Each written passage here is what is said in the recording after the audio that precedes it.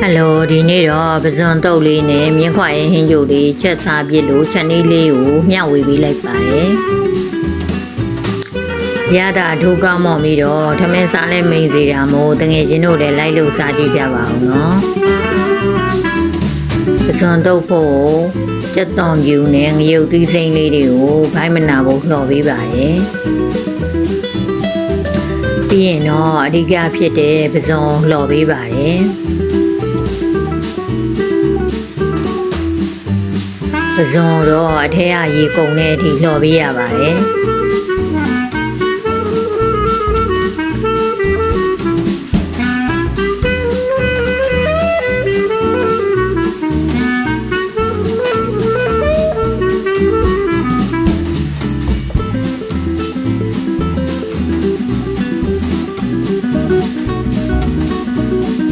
ပြီးရင်တော့ခုနလှော်ထားတဲ့ကြက်သွန်မြူနဲ့ငရုတ်သီးစိမ်းလေးကိုထောင်းပါတယ်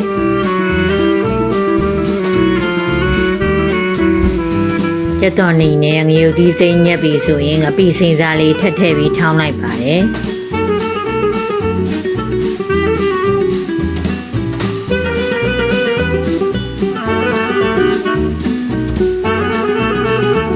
ဒါတော့ပဇွန်တုပ်ဖို့ပြင်ထားတာလေးပါနော်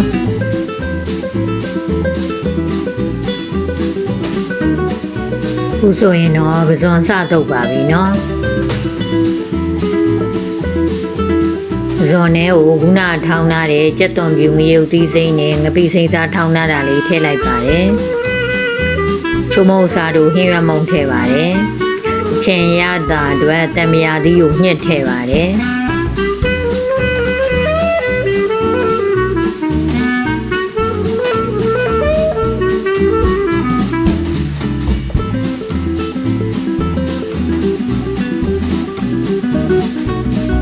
ပြီးရင်တော့ကြက်သွန်နီစီချက်ထည့်လိုက်ပါတယ်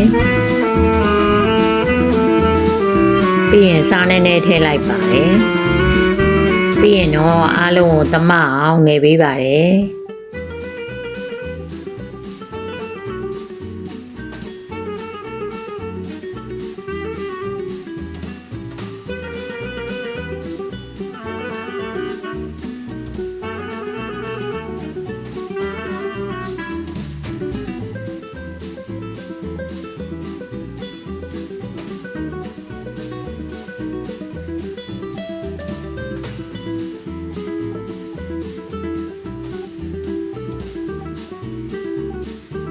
ခုဆိုရင်တော့အရသာရှိလာတဲ့ပဇွန်တုပ်လေးတစ်ခွက်ရပါပြီနော်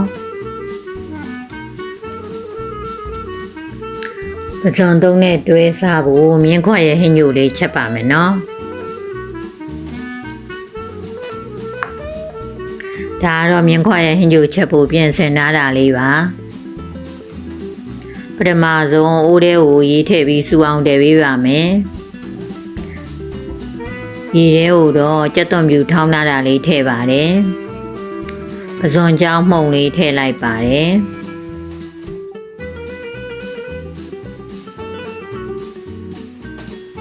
ငပိစိမ်းစားလေးထည့်လိုက်ပါတယ်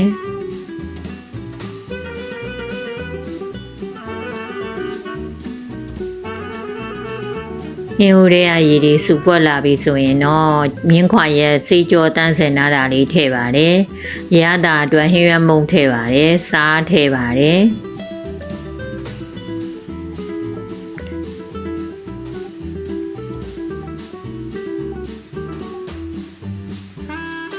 ငပြာရည်လေးပါထည့်လိုက်ပါတယ်။